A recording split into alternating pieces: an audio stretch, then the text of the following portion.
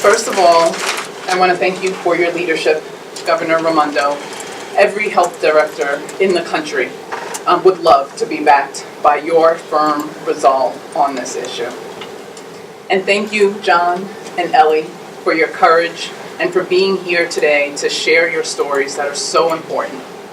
The figures that Governor Raimondo laid out are startling, to say the least.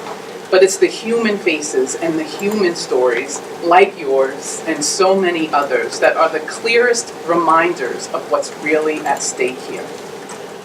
While the specifics of John and Ellie's situation are unique, there are echoes of their stories in every zip code throughout Rhode Island.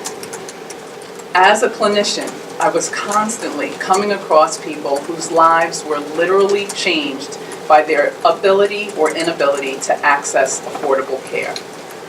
I'm talking about people who are struggling with opioid use, people who have high blood pressure or early stage melanoma, people who want to quit smoking or to keep their weight under control.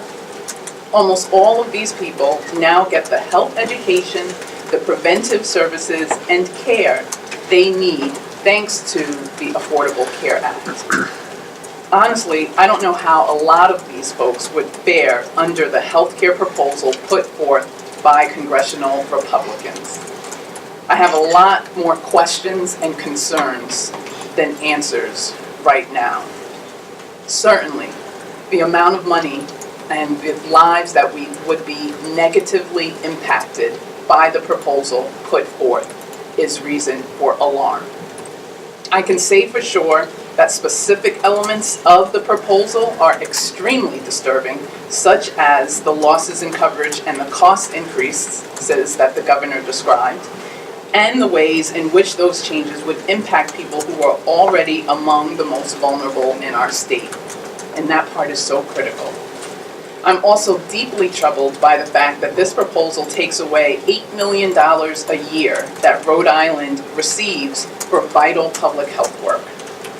This work includes initiatives to protect our kids from lead poisoning, to ensure that people get the immunizations they need, to keep lethal tobacco products out of the hands of our teenagers, to prepare for and respond to bacterial pathogens and disease outbreaks such as Ebola, and to respond to foodborne disease outbreaks through our state health laboratory and other staff at the Department of Health. These foodborne disease outbreaks, for example, can be financially devastating, not just for individual food business owners, but for the state's food system as a whole, let alone the individuals and families impacted. The loss of this public health funding, that's $8 million a year, $40 million up to 5 years, is an alarming prospect, not only for me, but should be for all of us. When I'm searching for inspiration, I look to patients who are fighters like John and Ellie, and like all of the patients who I took care of and miss and love, and they know who they are. It's their courage that has taught me so much. We're going to keep fighting alongside our congressional delegates who are all represented here today and have been invaluable partners.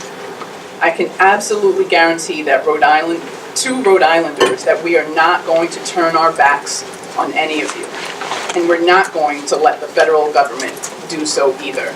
I'm proud to sit here with Governor Raimondo and our colleagues to help make sure that we do what we need to for Rhode Island. Thank you.